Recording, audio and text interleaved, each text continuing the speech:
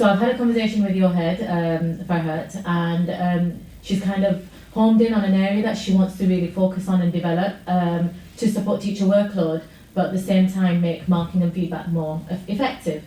And the area kind of I suggested was the use of oral feedback, because we all know that in EYFS you do that a lot, lots of verbal feedback to the children, and you can see a direct impact on that understanding. So we kind of thinking about Showbie, which is a particular app, you might have heard of it already, and the way in which that allows the teacher to feed back on marking using different mediums, including voice. I've got Dr.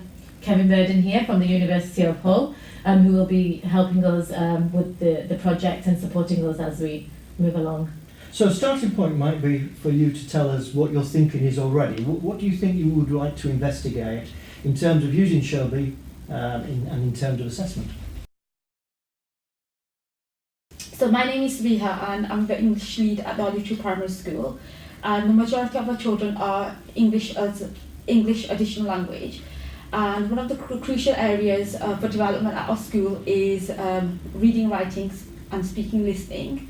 And what we're looking for is the power of voice feedback and how that will have an impact on raising the attainment levels in reading, writing and speaking, listening. I'm Richard Cole, I'm the Year 5 teacher at the Olive Primary School. I think it'd be nice for us to kind of look at, as the children get a bit older, to look at their social skills and the power of voice feedback and building on that speaking and listening, which would then link into English as well. My name's Shanaz, I'm the Early Years Foundation stage leader, and I find that when our cohort comes into school, we're usually 2 academic years behind on what a child should be attaining. One of the key areas, one of the primary areas in early years is communication and language, and through the power of voice feedback, I think it will give the children that rich language that they can take forward, use, interact with their peers, and then take forward into their reading and writing as well. So in terms of the area that you wanted to focus on, do you have you've all mentioned use of voice, oral feedback. Is there a particular question that you would kind of like to research? I think I'd like to know the effect of the voice feedback that I would give my children. How does it add to their communication language skills from when they enter school at the beginning of reception year? Yeah, that's a really good kind of focus, and it's already an area that you develop anyway in early years, the speaking and listening. So Sabiha, what are your thoughts?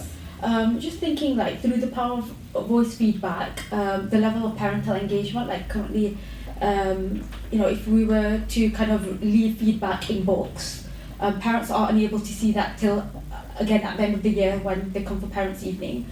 Whereas when if you give like voice feedback, children would be able to have like 24-hour access to it. Therefore, parents would be able to like kind of really get engaged with the children's learning. Okay, that sounds like a really good kind of area to kind of focus on. And the idea of parents being able to access the children's learning day to day is just something that didn't exist before. So. Richard?